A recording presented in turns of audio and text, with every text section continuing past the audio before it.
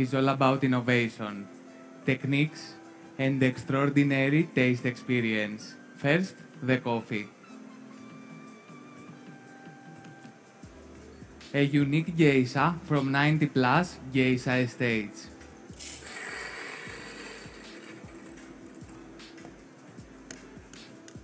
Located in Volcan region of Panama. Cultivated at 1500 meters above the sea level. In a rich volcanic soil full of important minerals.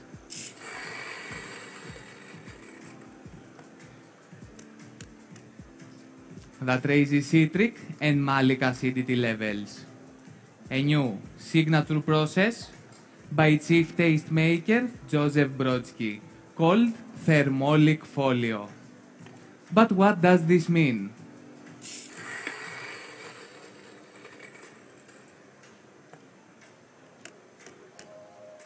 The cherries were vacuum sealed and left to ferment for 3 days in an extraction made from the leaves of the geisha coffee tree, resulting in a sweet and juicy acidity.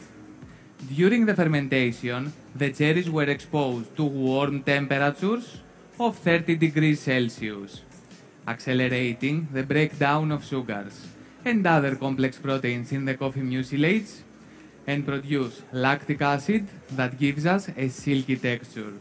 By controlling the oxygen available during the fermentation, the bacteria present in the coffee cherries elevate the fruit qualities in the cup.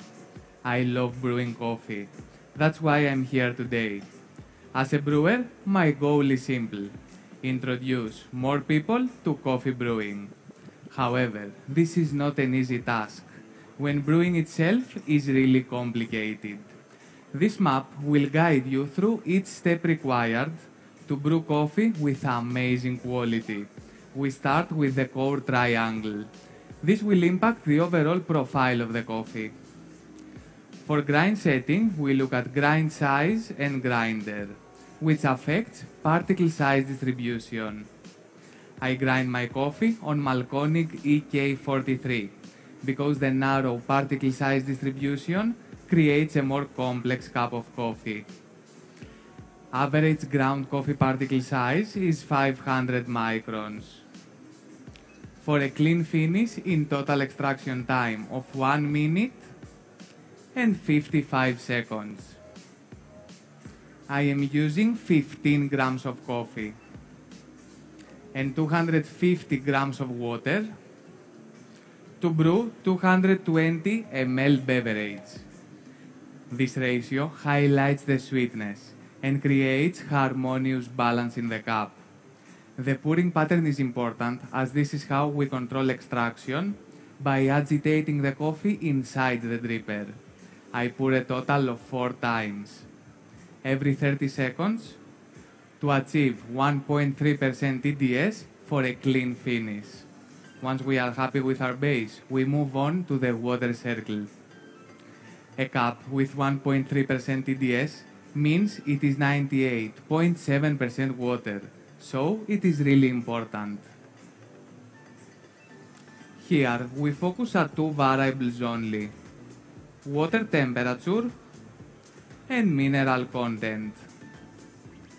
Temperature is closely related to coffee roasting. I roasted my coffee 3 days ago to Agtron 110.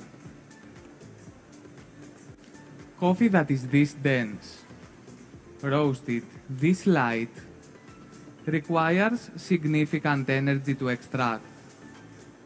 That's why both of my kettles are set at 93 degrees Celsius. To increase extraction efficiency and ensure extraction of delicious cup components like floral notes and mango. Mineral content allows you to highlight the acidity and mouthfeel of a coffee. My water has a 2-to-1 ratio of magnesium and calcium. With 120 ppm, for a juicy cup. Finally, we enter the punctilious square. These are the least impactful variables, but still beneficial to look into. For brew device, it comes down to choosing between immersion or percolation, and which one better suits the coffee you are brewing. Today, I brew on the ceramic V60 because I found that it highlights the dynamic profile of my coffee as it cools down. Filter material and shape is important too. I use conical Abaca paper filter. It has increased surface area and more uniform texture, which creates faster water flow and minimizes bitterness. Next, we have drinking vessel and evaluation protocol. But first, let's go through your tasting notes for today. The aroma will be medium to high intensity, with raspberry, mango, and floral notes. The flavor will be medium to high intensity, with peach, raspberry, and floral white tea. As it cools, it becomes more transparent, with honey, lemon jelly,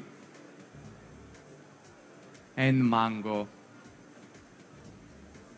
The aftertaste will be medium to high intensity, like sweet mandarin orange. As it cools, it turns to honey and mango. The acidity will be medium to high intensity, sweet and juicy, with citric and malic qualities. The sweetness will be medium to high intensity, with qualities of honey and sugar cane. The mouthfeel will be medium and juicy. As it cools, it becomes silky and smooth. Is that okay? Now please evaluate the aroma while I prepare your cups. Take your time and enjoy. I will be back to serve you soon. Enjoy.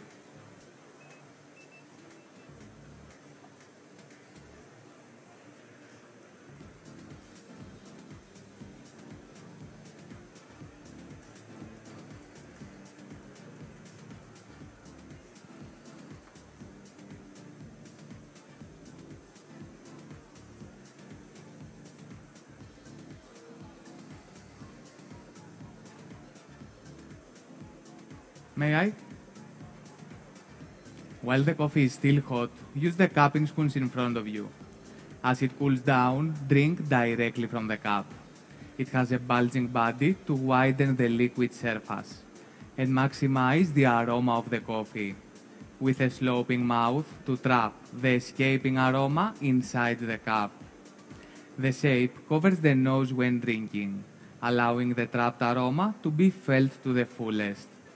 The absence of the handle allows you to feel the warmth of the coffee, and the pink color visually evokes the sweet and fruity flavors of my coffee. This is a very special cup that allows you to enjoy this very special coffee using all of your senses. Please enjoy.